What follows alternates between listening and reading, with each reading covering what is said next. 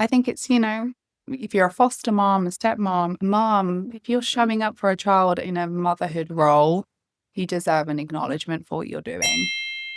Step right up, folks. You're now entering It's a Circus, where parenting isn't always a show stopping act, but it's certainly entertaining. I'm your host, Elsa, here to prove that no one really knows what they're doing, and that's perfectly fine. Let's have some real conversations, peel back the layers, and remind you that you're never alone in the madness. Let's get the show rolling. Ooh, are you guys in for a treat? I am so excited for this episode. This episode is with my dear friend Kate. We both moved to LA at very similar timing. So she is kind of like my cornerstone for the decade that I spent in LA. And it was incredible to talk to her about mamahood and parenthood. She really speaks about being a solo mom. She speaks about being a stepmom and the fundamentals around just the act of being a mother, something that Kate says over and over in this interview, and it just rings so true, is that she believes that mom is a verb. And I absolutely love that. And outside of mother and parenthood, she runs a successful PR firm where she is the founder, and that's what she started when she moved to LA. And so seeing her immense success and then talking and breaking it down all about this parenthood situation with a dear friend is just absolute magic. So I can't wait for you to listen to these wise words and the wisdom that Kate has. Enjoy. Hello, Kate. Welcome to It's a Circus podcast. Thank you. I'm so happy to be chatting with you. Okay, well, I'd love for you to kick us off with your mamahood stat. So, who are you a mom of? How old are you? Okay, so I have been, I think, every type of mama. I started as a solo mama, so I did it myself the first time round. I have a lovely boy called Jackson. He's 7. And then I met my husband who had a son. So I have a stepson. He is 13. So we're hitting the teenage years. And then we had our baby. So an ours baby, I think is the term, a year and a half ago. And that's Charlie. So a house full of boys. Oh my God. Yeah. I love it. It's crazy, but good. Yes, it is crazy, right? And I can't imagine all of the hats that you have to wear. Yeah. And even the hats that you've had to wear in the short amount of time that you have become a mother and a parent. I would love to know from you, have you always wanted to be a mom, or how did that happen for you? How did motherhood come to be? Honestly. I have always been like fiercely dedicated to my career and have had like a strong entrepreneurial spirit. I've had my company for 13 years now, and I moved across the country and the planet to kind of have the life I have now. So I would have always been okay if motherhood did or didn't happen. When I first became a mother, it was an unplanned pregnancy, and I really had to make a decision just based on the nature of the relationship with the well, he's not involved, so I don't know if we just call him sperm donor or what's the appropriate label for that. The man that gave me the beautiful gift of becoming a mother. So I actually harbor no ill will. I've done the work and I have healed and dealed, and I actually wish him nothing but the best, even though we have not seen him since I gave birth. But just rewinding when I was in them early stages of pregnancy and really having to make a hard decision. My family don't live anywhere near me. They're in England. I live in America. I run my business. Like, how was I going to potentially at the time do this alone? Because I was feeling very unsupported, and that turned out to be completely true. And I remember I went to Palm Springs with my mom and just had this weekend to really incubate on it and think, what do I need and want to do? I remember my mum just looked at me and she was like, do whatever you want. Like, there will never be a perfect time to become a mother. there's never a right time. So, I was hitting 30 at that point, and I just thought, I'm going to do it. I just had this kind of gut instinct to just proceed with my pregnancy, and I had to do that alone. He was very in and out, and then ultimately completely out. I'm the only person on my son's birth certificate. I have raised him, so I know exactly how hard it is to be a single mom. But I think I was a solo mom because I feel single mom implies there is the other side of involvement from the biological clone. I didn't have that. So Yeah. that was my kind of first throw into motherhood, and I wouldn't change any of it. It was really defining, like it was a life-defining moment and turned my world around, but in the best possible way. And I love being a mom, but I did swear I would never do it again. I said I was one and done, gave everything away, and then, I have a baby now. So I guess it was a one and done. You weren't. And one, I can't believe he is 7. Yeah. I can't believe your littlest one is 18 months. Yes. It's actually a really nice age gap. There was a little bit of like, oh gosh, I'm going to have the sleepless nights again. And they're just easier when they're 7. Like I can actually have him like, go do a diaper run for me or get me something out the fridge. He wants to be helpful. And then you're kind of back in the trenches with a newborn, and I think you forget, or I think you intentionally like block it out so you can do it again. Right. So it's been, you kind of know what you're doing second time round. I think you're much more confident, but I'm also 7 years older, so it was harder. I'm just tired. Oh my God, I hear you so hard. Mm-hmm. So, okay. First off, I knew you when you were pregnant. Mm-hmm. And you were seriously the most beautiful pregnant woman on the planet. Stop it. That's so sweet. You were. Seriously. And it was around the time that Beyonce announced her pregnancy. And I literally was like, you are so better than Beyonce. The most gorgeous, glowing pregnant person. Gave me the like ultimate hashtag to my pregnancy. I don't think anything could ever top it. But it is like very true. Aww. So you have done 2 pregnancies. Mm-hmm. And one, yes, time between the 2. But even for you and how pregnancy went the first time around versus the second, did you like being pregnant? Did you feel good? Because you looked amazing. Oh, thank you. Well, the first pregnancy, I was on bed rest for a little part of it. So that was tough. Both my pregnancies, actually, my placentas were low laying. So my second one, I actually had purveyor, where like fully was like, I had to have a C-section. There was no way I could have even entertained a natural birth. But with my first, it moved just in time. So I've done both styles of birth.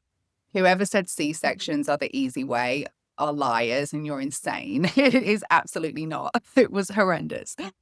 So the pregnancy the first time was more emotionally taxing. I was, in a really vulnerable position, sort of just dealing with I have to be really careful with my language here. I felt like it was a very abusive situation to be in, both in an emotional capacity more than anything else, because I would have threats of, you need to get an abortion, and really trying to push me in a direction that felt very intimidating.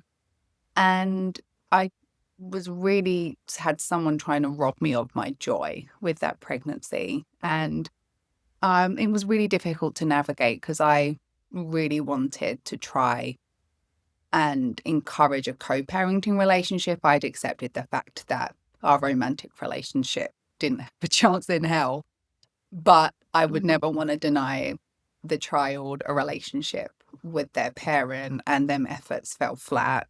and remains so to this day. And I'm just at the point now where, you know, things work out the way they're meant to. I have a husband that's completely taken on the role of dad to my firstborn, and he's happy, he's balanced, he's thriving. You know, our world is good. And I don't know if I could have pictured that when I was pregnant. It was kind of hard to see the wood through the trees. But the minute he was born, just like all of that just melted away. And I just knew I was meant to be his mom. And the kind of emotional taxing experience of that pregnancy, just none of it mattered. When he was in my arms and on my chest, I just knew like this was what was meant to happen. And with my second, with Charlie, I was in a loving relationship. My husband wanted this baby. You know, we were trying for a baby, and it was a night and day different experience, this pregnancy. It was just easier in the fact I was supported in every sense of the word. You know, I was on bed rest with my first pregnancy, and I had no one to help me do anything. The basics, like someone helped me go to the restroom. You know, I really struggled. This time it was like someone's cooking me dinner, and, you know, I can use all the excuses, oh, I can't do Making that. sure you're okay and checking in on you. Yeah. Yeah. So that pregnancy, you know, was completely different. It was unfortunate. My husband's co-parent is very, very high conflict, and that sort of got dialed up a notch when I was pregnant. I think the news of that lit a flame of, let me see how high conflict I could possibly be. So that was kind of background noise for me. But yeah, so when Charlie was born, it was surreal just because the experience felt very clinical, like you're in an OR room.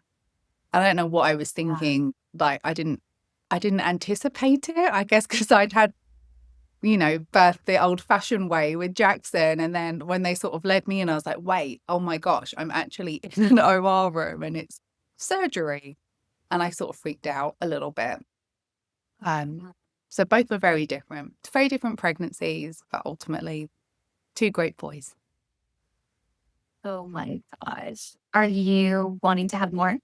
No, I asked her to basically cut out my tubes and dangle them at me when we were done. She was like, asked me at various points, and I had to sign all the consent papers before I knew I was done after this. And I was like, well, if they've got to open me up, may as well take care of it while they're there. She's like, are you sure you want me to cut your tubes? I'm like, I'm so sure I need them dangled in front of me. We're positive. So no more, officially no more babies. Charlie is, he's it. He's my last baby.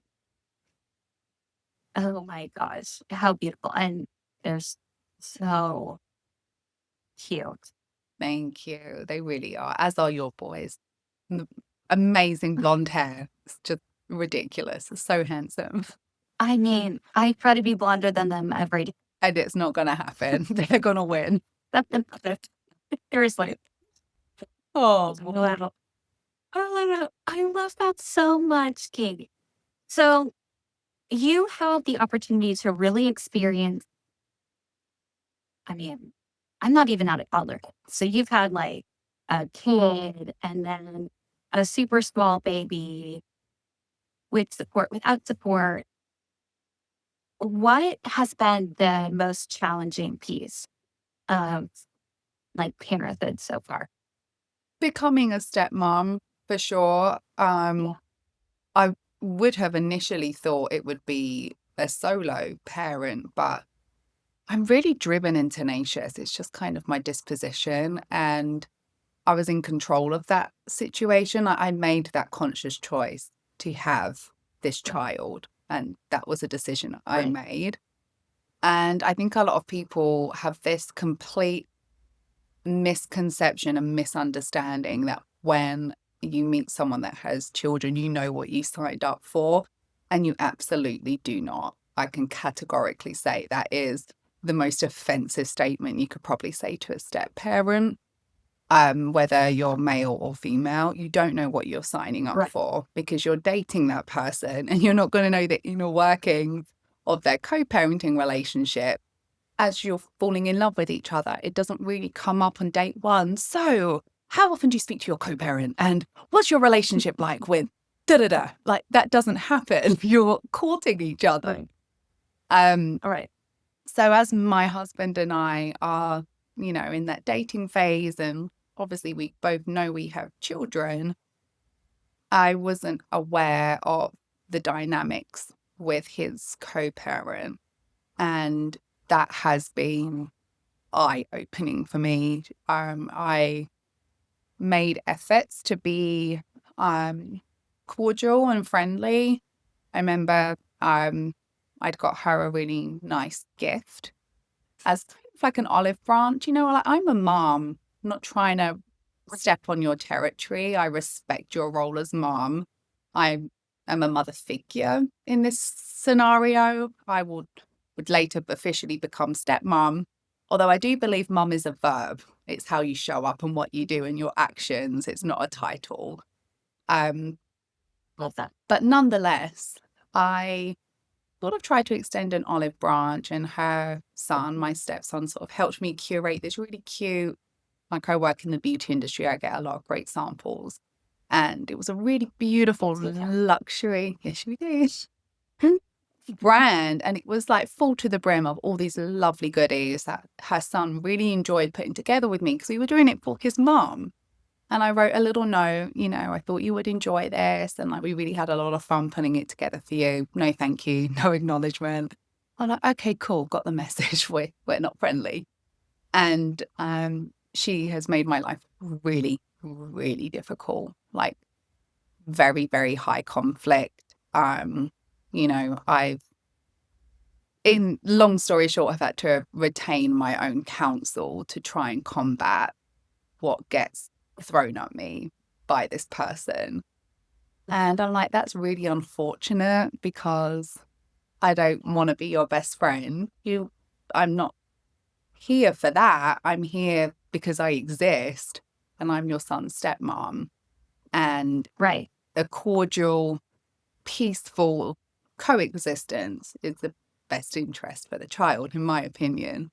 It's just not possible with this situation. So having to navigate that has been so, so challenging. It's the hardest mother role. And I've been a bio mom, a single mom, a mom in a nuclear family. Me and my stepson have an incredible relationship, very loving. We're good. But it's this kind of anchor around my neck, which is his mother. And it's really unfortunate, because it's not my MO to have contentious nature with anybody, but it's our reality. So that's a very challenging motherhood role, to be in a blended family. And I come from a blended family. I have divorced parents, and they were excellent co-parents. So I went into this so naive, because I had such a good example of how you co-parent really, really well. And I'm like, oh, it's not this. Yeah. Wow. That is, I cannot even imagine the challenges. And sounds like you didn't anticipate the challenges either. No, I think, prior to my husband and I becoming serious, like, he'd obviously had other relationships prior to me. His son is 13, and they separated when I think their son was 1 or very, very little. So they've had a long stretch of not being together. So it's not like I've come in and home wrecked. I haven't split. They were never married. There's been a long time period where, you'd anticipate at some point one or both parents are going to move on. Hasn't happened for her. I hope it does. And I think for me, I was just witnessing a lot of things that weren't adding up for me when we were together. Such as, well, when are you seeing your son? And my husband never really been able to give an answer, or going to pick him up, and like, the exchange wouldn't happen, even though it would be his court-ordered time. And I was kind of just putting it together by what I was witnessing. And I really encouraged him when he was like, what do you think I should do? And I was like, well, if it was me, if you're asking my opinion, I would be fighting for my kid. I would want to be having a fair parenting split. If that's what you both, you both want to be involved or you both have been involved, that's what's right for your child. It would be very different in my situation for Jackson. His dad's a complete stranger. He doesn't know him. So a scenario of someone coming back in 8 years later and like, where the hell have you been? Very different to someone that's been present and involved from birth, that has always struggled to have a fair playing field. So what I've learned is parenting, like what you see on the outside and probably what goes on behind closed doors for many families is, no one should kind of pass judgment, because I think there are so many different ways that we struggle as parents. I mean, I think you're exactly right. And I think what's interesting is as I continue in my journey and meet different challenges at every moment, less day, it really is true that internal day to day, the weight of being responsible for another person 24 hours, you have to become something different than maybe you had envisioned. Mm-hmm. Yeah. And I think that is so hard and gives such empathy to every single person. Yeah, parenting is, you're the bottom of your to-do list once you become a mom. Everyone else is above it, in my opinion. It's a season in our lives, and, when we're empty nesters, that what will be worthwhile, where they are just your whole world of priority. But, we were talking about this offline, we were both like really driven, and we still are, in our careers and our entrepreneurial endeavors. And sacrifices are made in one way or another. Like, I have a business which is successful that I cannot hand over to anyone. And my husband and I really wanted a parent home. One, because the cost of childcare is insane. And by the time you've paid a childcare provider and taxes and child support and what have you, there would be nothing left if, one of us went. It actually doesn't make economical sense. And right now, my husband is the primary caretaker of our baby. He's staying home and we've kind of switched roles. So I have mum guilt because I'm working, but I'm also providing. Like, I'm doing it for my kids. And there's that sacrifice. If I have to go and I go to my office and I'm 8 hours away from my babies, I really grapple with it. But then I'm like, well, this allows me to send my son to private school. He's getting a great education because I'm doing this for him. And my other son, my baby, is with his parent all day. So like, I can rationalize it, but it doesn't make it easier that I have to leave my babies. I think that is like the exact thing with almost any decision. Because if you take a step back or if you continue on, there is always that friction. Something has to give. Yes, something has to give. So when people ask you, how do you do it? How do you answer that question? It's really hard to answer. I mean, for me, I feel like I really designed my life in a way that I never take for granted. I have curated a career that allows for complete flexibility, and that's because I own the company. I completely appreciate people that have to go back after maternity leave after 6 weeks here in the US or whatever abysmal, terrible maternity care package you receive. And there is a part of me that was like, you know what? I gave birth and I went straight back to work. I worked from home. So I'm like breastfeeding and sending emails, but I'm like, I'm still with my baby. Like, I've made that work. Right. So for me, I come to terms with it because I think the good outweighs the negatives. And I feel really lucky that I've curated a life that has created a ton of flexibility around being a mother. And I have so much empathy for the moms and parents and families that you have to go back to work. There's not an option. And there's such a lack of support for parents. I mean, my mum couldn't believe it that you give birth in America and no one comes and checks on you at all. Like, you have a midwife in England that comes once a week for I think it's like the first 6 months. You have a home visit. And it's more for the baby. What if I was a total lunatic and I brought this baby home and no one's actually doing a welfare check? Like, that to me was like, that was a big culture shock, especially when I had Jackson, because I didn't know what it was like to have a baby in America because I'd never done it before. And neither did my mom, who stayed with me for the first few weeks. And it's like, oh no, you literally go home from hospital and that is it. You are on your own. No welfare checks, no checking on mom. You know, you're a mess after you've given birth. And totally, I have so much respect for us mamas that put our bodies through so much, and then we're expected to have careers and pretend like we don't have children sometimes. You know, you just have to put it together. Yeah. That I was telling you offline, but it is true. If I were to look at just my postpartum from my youngest, because what is postpartum when you're pregnant? I think they have no idea what that's called.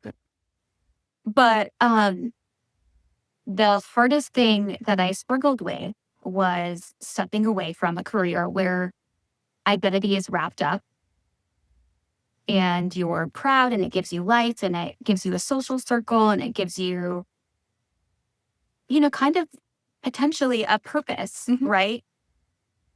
And then to leave that or step away or pause or however you want to put it, that was so alarmingly difficult.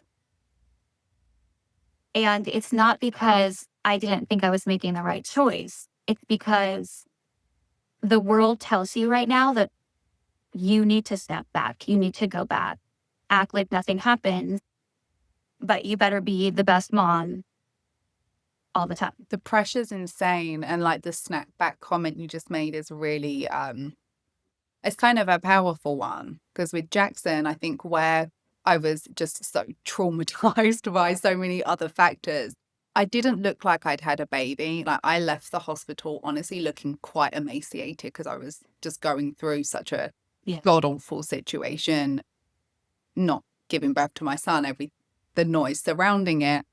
And within a week, I did not look like I just had a baby. And I remember I was with my mom and we'd gone for a lunch and there were 2 other mums in this restaurant, and they were like, how old's your baby? And I was like, 5 days. And they were like, they just shot me this look. They were like, you gave birth 5 days ago. And I knew I didn't look it. And it's nothing to be proud of. I'm not doing this whole, I bounced back. No, I bounced back because I was a complete shell of a human being. And it was a trauma weight drop. And I think I didn't have to do anything to just get back to kind of pre-baby body. But my second humbled me.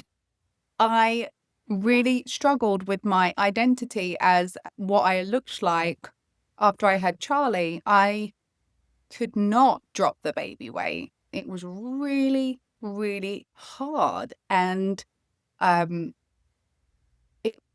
that pressure to just bounce back. And I didn't even give it a second thought with my first because I didn't have to. My body just changed for other factors. But with Charlie, I was like, oh my God, like, I feel like I'm an alien in my own body because I don't recognize this body. I don't recognize like my fupa. I don't recognize the overhang. I don't recognize the fact my face is totally swollen and like just all this weird stuff that was going on. It was really, really hard. And then I got mastitis 3 times. So I have one boob that's 3 times bigger than the other. I just looked like a complete mess.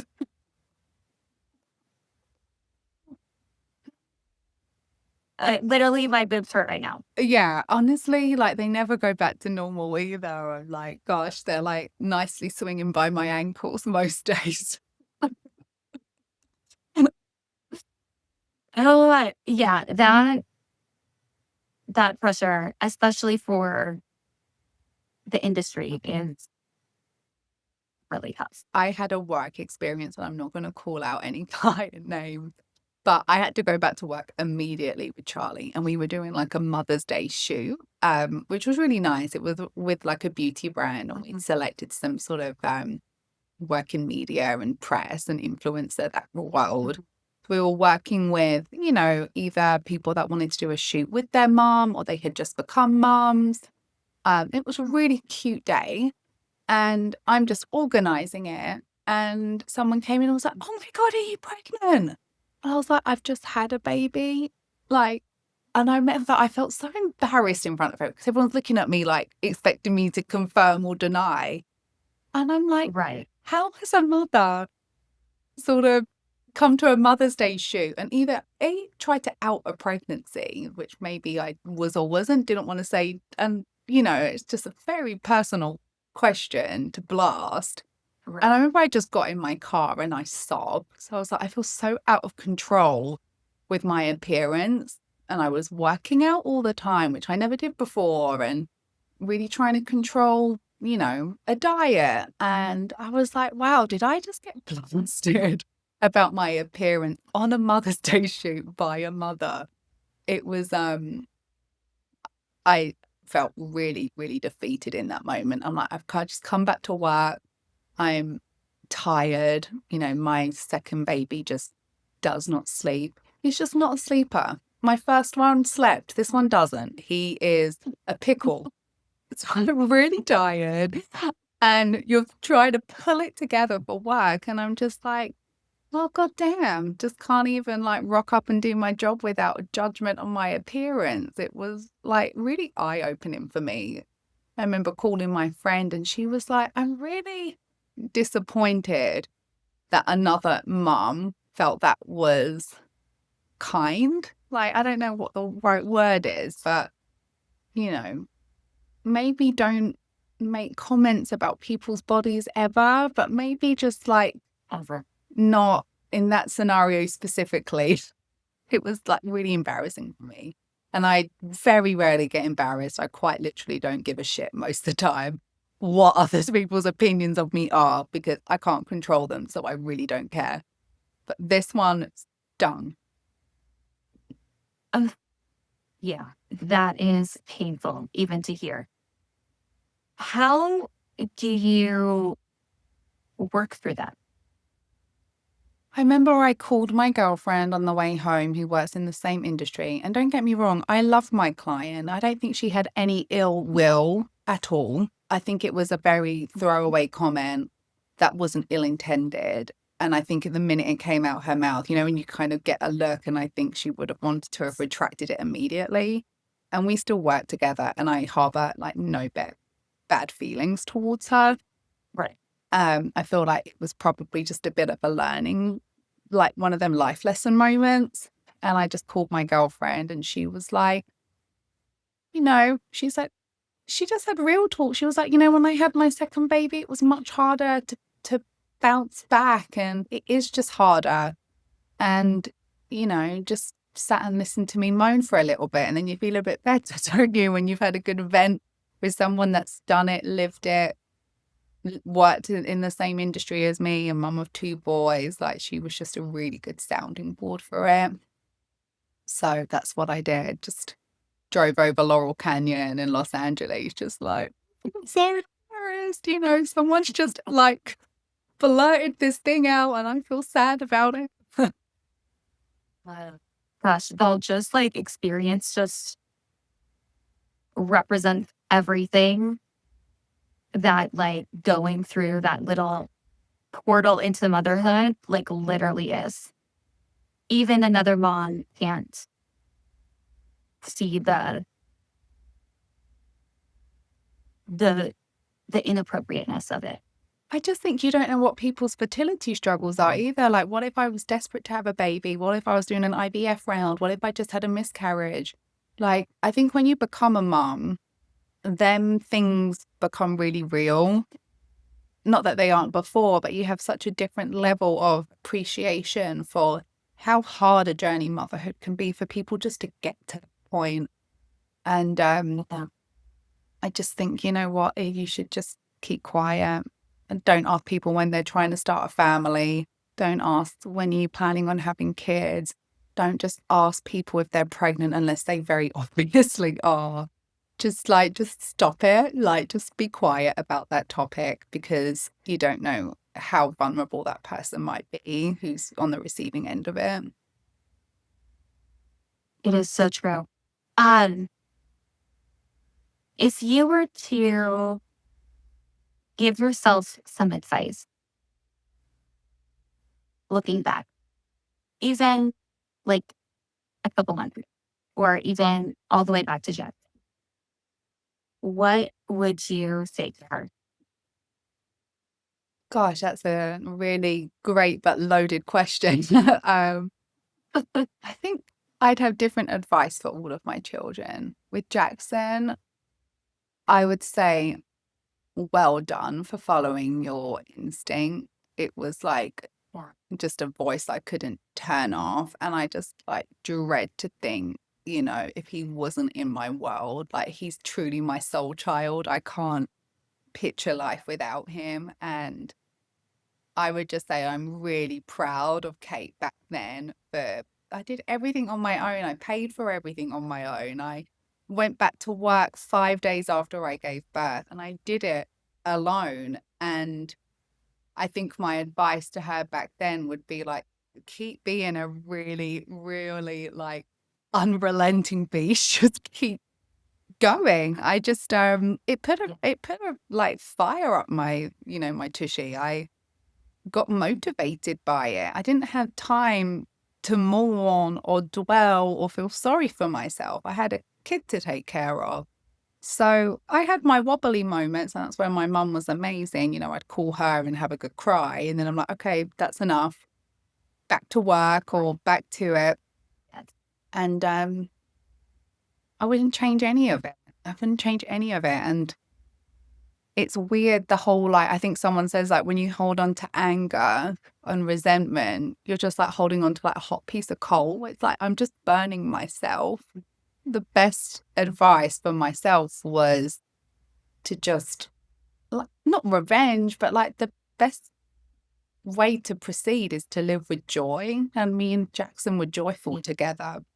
And that experience with that man, individual, gave me my son. So I can't feel bad about anything present day. I don't. Right. It's weird to say it now because I would never have said it 7 years ago, but I truly wish this man like all the love and light in the world. I have no, like, genuinely have no ill will at all because I'm so grateful for my son. He's everything to me. So my advice would be, like, if you can't see the wood through the trees, just keep going. Like, you'll be okay.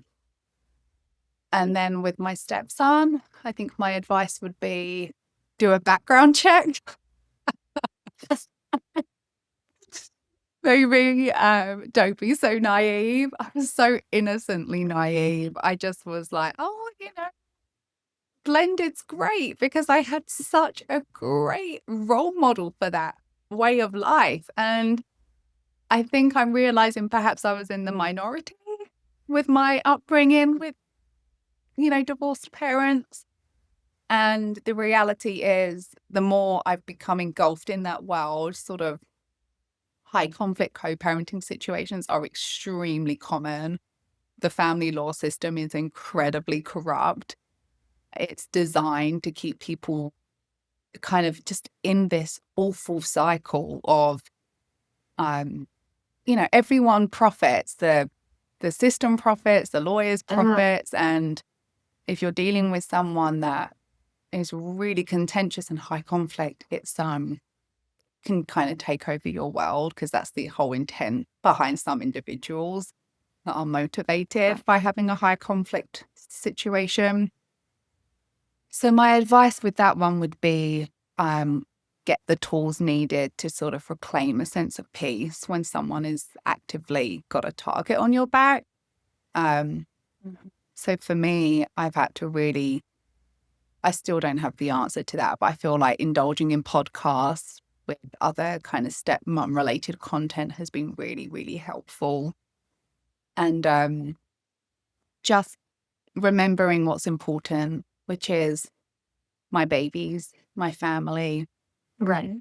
And maybe I think that hurt people kind of statement has become quite, I think, true in this situation. I think if I looked at it like less emotionally involved, I think I can just see there's probably quite a sad person behind all of the stuff that we have to live through.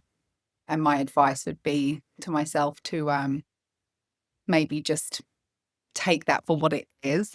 You know, it's beyond my control. I can't control how someone else lives their life. I can't do anything about that, but I can control my reaction. Wow. And with Charlie, my advice would be find a way to get some sleep. I don't know. I don't have any answers at this point. This kid just still wakes up every 3 hours. Oh my God. So any notes on a postcard? I've tried everything. I've tried to sleep train him.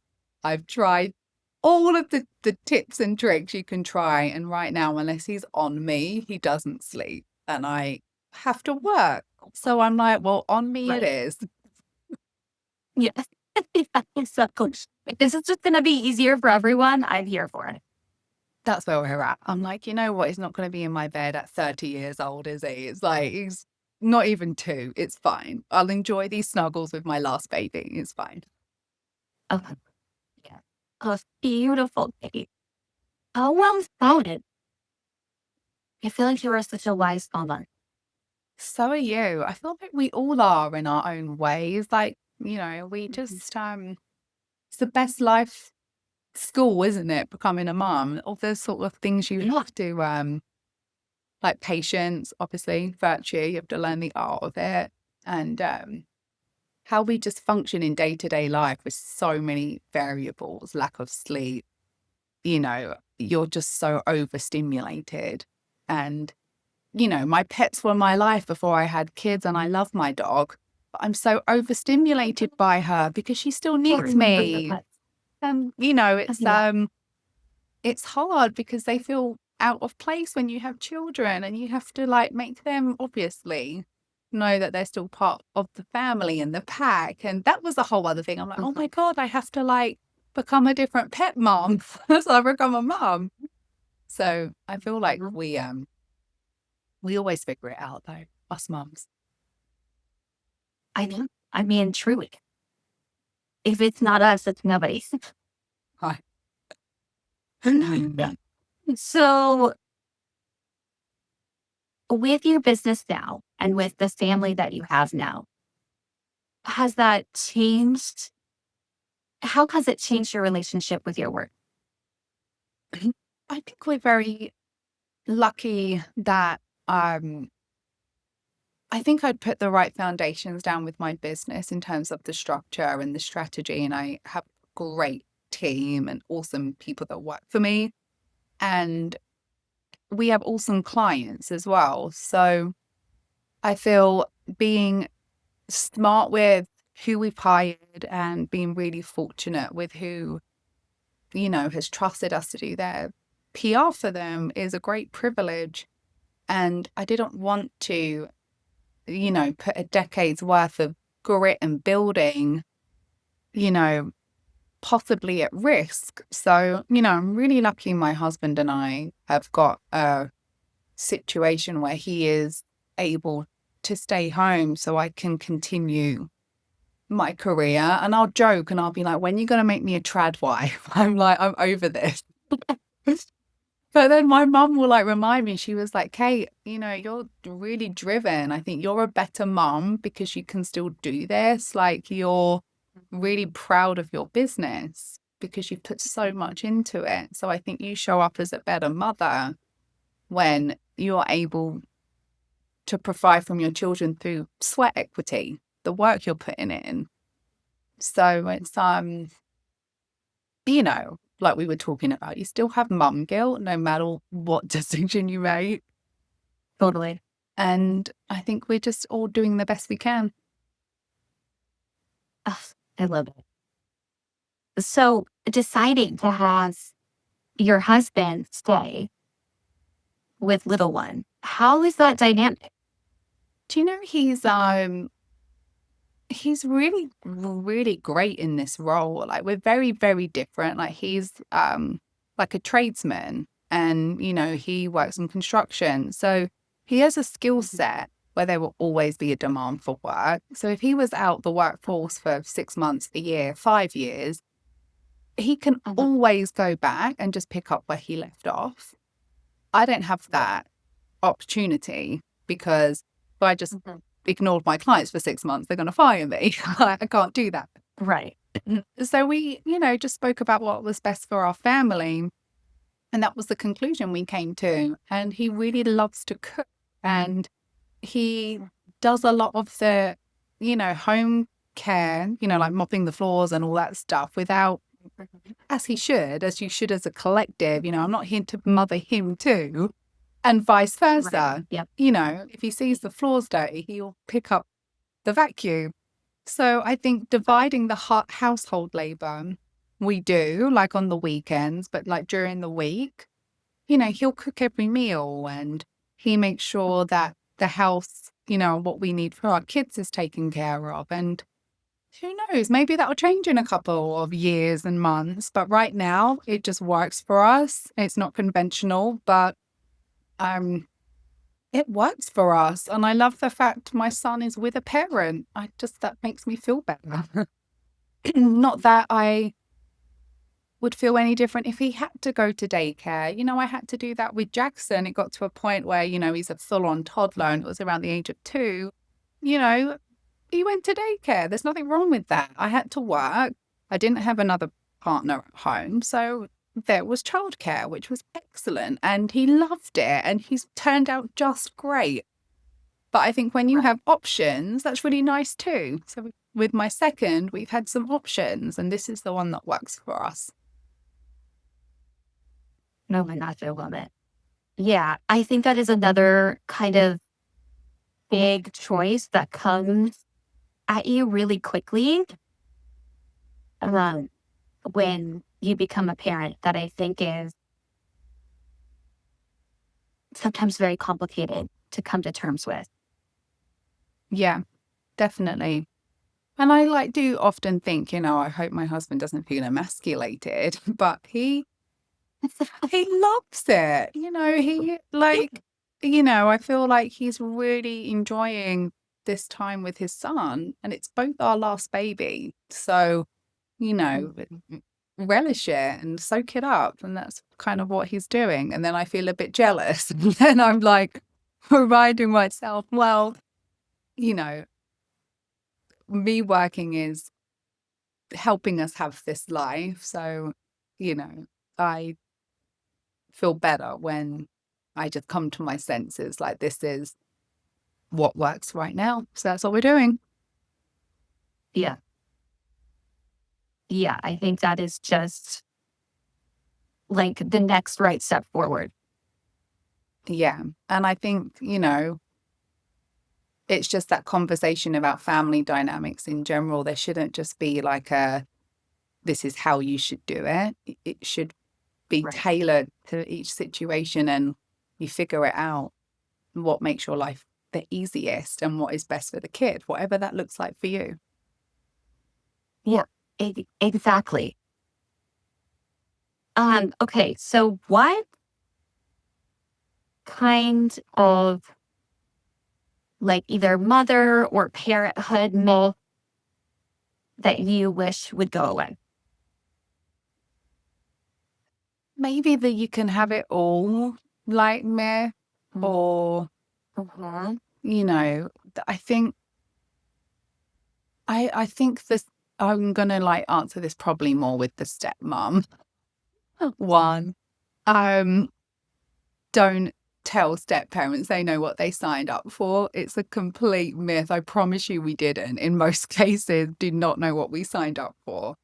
And I think when men come into a situation where, they become a stepdad, they're often praised. And it's like, oh my gosh, you've really stepped up. And when it's a woman, you're overstepping and you can be doing the exact same thing. Or in Disney, it's the evil stepmom, and the narrative between these two same roles could not be more different.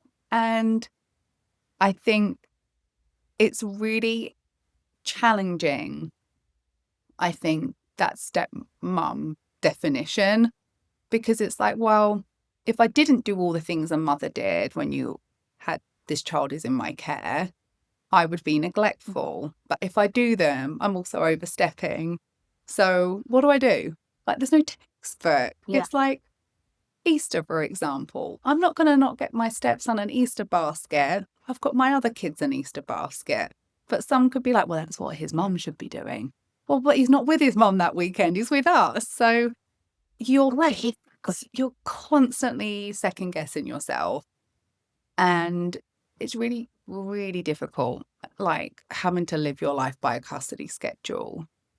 Or, the way you can show up, like I'm very lucky in my stepson's school, really are very respectful. I think, they will say like step parents are parents. You're not the biological parent, but you are still a parent in this child's life. And I remember like, that's the first time someone's ever referred to me as a parent in connection with this situation. And I was like, oh. And he was like, yes, this is the headmaster said this. He went, you are his parent. You're just not his biological parent. But like, you show up for him, you do his homework with him, you bring him to school, all the things a parent would do. And I think people get a little bit sensitive around labels and definitions. And I think there's a huge myth and mystery around what that role is and the definition of it. And I don't think anyone has a clear answer. I'm ready to hear it. I don't know what it is. Yeah. It's damned if you do, damned if you don't. And so you're stepping into the step parent role. How long have you been a step parent for? Well, I think the minute me and my husband got serious, but legally it's when you're married. That's when you're a step parent. Okay. But what if we never wanted to get married? Am I still not his stepmom? I just think it's bizarre. I think it's mum is a verb. I keep coming back to that. Like, that is, I think, when you are actively in their lives and you're not going anywhere, you are a step parent. And officially when we got married, so that was 3-4 years ago, I've been his stepmom. But, I think when we were living together and he's coming to our home, whenever he's seeing his dad and we're part of his family, like, am I not his stepmom then? Apparently not. But I think, like, nothing changed because I signed a bit of paper. I didn't treat him any different. Our relationship wasn't any different. But that's officially when I can say I'm a stepmom. And I call BS on that. Do you have like a community or a group or resources? Is there? They're really limited. I feel like there is a really good one called Radical Stepmom, and she's actually a clinician. So I think she's got kind of a very interesting perspective when she interviews people, because she's a step parent herself. It's quite high conflict, but she's also sort of a clinician by day, like day to day. So you can see she's kind of psychoanalyzing a lot of her guest situations, which I find really interesting. Yeah. And I think sometimes stepmoms can be the high conflict one. I'm not saying like all bio mums are the instigator of high conflict, not at all. So I think looking for sources where you can be a bit reflective on how do I show up in this role, and then trying to understand how does the other person show up, is really helpful. So I think that's a good resource for that. I think it's encouraging of accountability and also understanding what your situation might be like. And I think the TikTok algorithm, I think when you start looking at certain content, you're just got to get served it. And I'm like, oh, I have a stepmom feed. Awesome. Feel like they really now understand my life. Thank you for reflecting what I am curious. Literally. And I think like following perhaps like some family law stuff has been interesting because I think that just kind of gives you like the legal parameters of what you are. And then I think it can help you support your partner if you're like, oh, that sounds like that could be our situation. And it's kind of like free education, really, I think, when you're following sort of certain family lawyers. So I think that would be my advice. Find a good podcast and like do some kind of thorough research. Yeah, definitely. How has that role played within your relationship? It's the only thing we've ever argued about. Like truly, we get on so well. We are like we have a really happy, peaceful marriage. And, you know, it's when I have cops called to my house for absolutely no reason other than, you know, to be high conflict, where I kind of look at my husband and I'm like, really? Like 5 days after I gave birth, had police at my house for what? Like, this really alien to me again, because my parents were never like that. And I didn't have a reference point to, you know, really challenging co-parenting dynamics. And, you know, sometimes I just say to him, like, what were you thinking? And then I have to say that to myself. I'm like, well, you didn't make the best choices either. So I shouldn't really judge. But he's just like, you know, what can you do? You can't change your past. I can't be angry at him for picking someone who, you know, he's the same. He's like, I would never change my son. Would I change the person who is his mother? Maybe. But you don't, you know, shoulda, woulda, coulda. There's nothing you can do about it. Mm-hmm. So for us, I think, you know, that's evolved how we handle that. I think sometimes, you know, he'd really want to talk about it. And then I'm like, I don't really want to talk about your ex, actually, unless we really have to, unless it's like something really important that needs a discussion point. So actually, I think we've put boundaries around it, which has been helpful. Unless there is something that actually does need to be discussed, we'll talk about it. Otherwise, we've kind of just been like, not our life, not our monkey, not our circus. And at one point, I kind of said to him, like, this shouldn't be the nucleus of our relationship. Like, I feel like she's got a voice in my house and it's my house, and that shouldn't be how, you know, we operate. And I think we've kind of got to a place now where we have very, very firm boundaries with stuff, which, you know, is trial and error. Yeah, like you have to evolve into where you are now. Yeah. And, you know, I anticipate this will be our situation until my stepson is 18. I'm not holding out hope that anything's going to change, but, you know, we as a household can change and adapt. And I think that's what we're trying to do now. So sweet. How has Jackson adjusted? He loved when our stepson sort of really came into the, you know, mix of mine and his life, because he's such a sociable, outgoing little thing.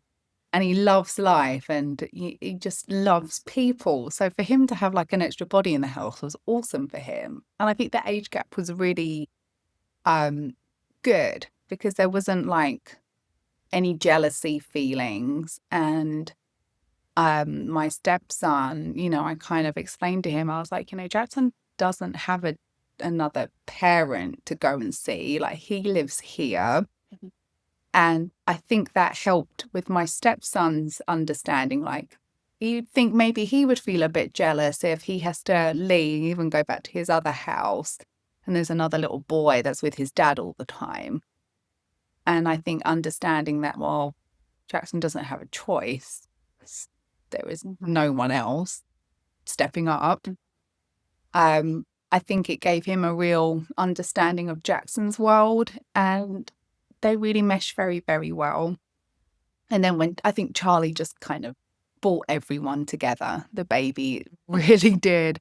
He's our common thread with everyone in the house. Everyone's connected to Charlie, and he is the thing that has just like really just completed our family. Like, we are a family. We're all connected through Charlie, and they're just a great little clan. Okay, so on top of all of your hats, you're also a boy mom. Yes, through and through. So tell me,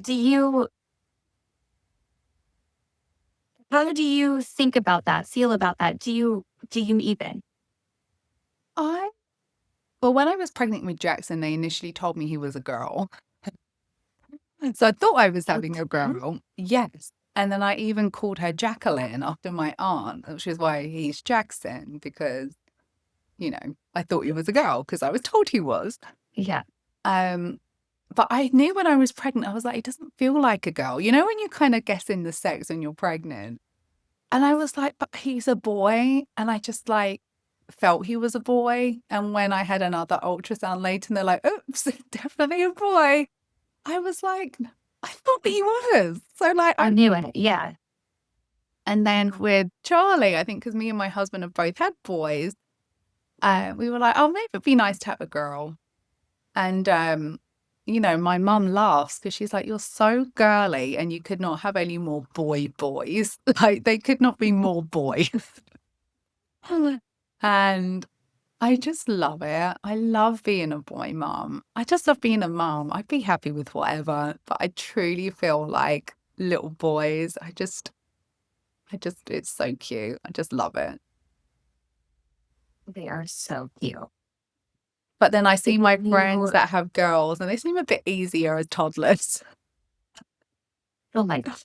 I mean, it's so funny because I have no idea, right? I've never raised a girl, but I will tell you, I am physically exhausted every day. I'm just so full of energy. Yeah, exactly. Oh yeah, I, put like Jackson in like, soccer so he can run his energy off. Yeah. And we notice it with our littlest one. If we don't do like real activity outdoors where he can tire himself out, it's really hard for him to go to sleep. Like, he has to wear his little body out because he's got so much energy. Thank God for concealer. Oh, yes, concealer. And we're way past concealer. Thank God for Botox. Facials, Botox, fillers. All of it. The moment I stop breastfeeding, I'm like, fill it up. Oh God, I know. It's like who cares about the wine? I'm all about those injectables, please. I know. I'm probably due a little top up. Just about. I'm definitely. Love it. Let's keep it real. I'm like, you know what? When I was in wine jail, as you were, and all the jails that you can't, I'm like, you know what? Like, I don't feel, I think however you want to show up as a mum is fine. If you want to be au natural and, Botox isn't for you, more power to you. I'm just not that mum. Like, I love beauty. Yeah. I've been in this industry for 20 years. Yeah. Like, it's just part of my DNA. I am going to freeze my head until they put me 6 feet under, probably. As you said, and I support that. Yes. Team Botox. Yeah, seriously. Yeah. Everything else, Everything else can just, do its thing. This will preserve. Truly. That is exactly it. I know. How are we this old? I know. Well, we and you go way, prior, way before babies, like running around Hollywood as 20-something-year-olds. And now we're both boy mums. Like, who'd have thought it? I know. That's why I'm so excited that you're sharing, because it is so wild to think about that. Because I don't know if we would think, well, I for sure know I would not think that I would be here right now. No, I just like, you never really know where it's going to take. I definitely didn't think I would end up with 3 kids. I really thought I was one and done. So I never anticipated that. And I never really thought I'd end up with anyone because I was so focused on raising Jackson that dating really was not a priority. It just wasn't. So the fact that, like, I did meet someone and we've successfully blended our lives and our families, I never put money on that happening because I was growing my business. I was raising a child on my own. Like, we're always tired and then I have to pay a babysitter to go on a date. Like, no, thank you. I did it for a little bit. So how did it all happen? So I was at that point where I was having a little flutter on the apps. And I remember thinking, this is the last date. I've had it. And I just went into this mentality of, I'm just going to see it as a happy hour and a chance to grab a cocktail. And they've got like an hour of my time. Like, I'm so checked out by this dating app life. And it was my last date that I had signed off on. It was the date with my husband. And I think I turned up to some really just like the most casual I'd ever gone to a date, and just kind of like, well, what do you got? And just really, wasn't playing any games. And I could tell he was really nervous, which I thought was very endearing for Los Angeles. I think a lot of men are very cocky and very sure of themselves. And I was like, is this guy nervous? Wow, that's unusual. Yeah. And, we just had a very sweet conversation, and he was really polite and was like, could we continue this over dinner? And I was like, why not? And we just kind of kept extending the night. And, we really sort of fell for each other really quite quickly. I think within 3 months, I was like, knew this was my person. And it was the day when my babysitter cancelled. It's maybe our 3rd date, and I told him, I'm going to have to postpone. And, I thought he's a parent, he'll understand. I know I'm not just giving a lame excuse. And he was like, if you feel comfortable, could I bring in the date to you? As I know you don't have childcare. Okay. And he'd like done this whole hamper, and he'd prepped all the food at his house and bought like, an ice bucket of like all the food, and he came and cooked for me at mine. And then, he whacked out this cheese board, and he was like, you were talking about cheese a lot. I thought you'd like a cheese board. I'm like, that does sound like something I do. Talk about cheese a lot. And, he was like, oh, you mentioned you like candles. So, I got you a couple of candles, and just was like very thoughtful. And I'm like, okay, he wasn't put off by the fact, my child is going to dictate my life. He just adjusted to it. And I was like, that's like a real man for me. I need someone that knows the score. And then I think after that date, I was like, you might be my guy. And then, still together. Oh my gosh. So I don't know what the apps are like now. I know it's really hard. I think when you're a single parent and you're looking to date, that would be a good podcast, because it's so challenging, because you want to be careful who you're letting into your world. You don't want your children to get attached to someone and then they potentially leave. Just the, dynamics of doing that is really, really difficult. And that's why I had kind of given myself a shelf life where I'm like, this is really hard. I don't think I want to make my life any harder. Maybe I date in 2 years, That's where I was at. Wow. But, I just happened to meet my husband that night. It's funny how it works out. Bumble got me pregnant, but Hinge got me married. So choose your apps wisely. Oh my God, that's amazing. Before we get to final question, is there anything in the ether, anything that's like coming up for you right now that you want to share or chat about? I think in like my professional life, I'm, just very busy with clients and new business. And, we look after talent and lifestyle brands and wellness brands and beauty brands. And, that's something that's ongoing and evergreen focus for me. And Right. I think in like the personal motherhood, I do feel like I'd love to think of a way to support the stepmom community. I don't know what that is yet. It's just a very unrepresented, misunderstood parenting. And, there's so, like, what if you're a stepmom and you can't get pregnant? That conversation comes up a lot. And, you're trying to conceive, but you're yearning to be a parent, but you're just a stepmom, or, you're dealing with maybe kids that are being doctrinated and you're being alienated in some capacity. Whatever language you want to use around that, maybe you just have a difficult relation with your stepkids, but you love your spouse. What do you do in that situation? And it's truly like, it really makes you think, be careful who you have kids with, because, you know, the children will always be number one, and it will impact your life for the rest of your life. And, I think there's a lot of stuff you don't even foresee when I think some people do it really well. Some people are the exemplary example of how you co-parent and how you blend.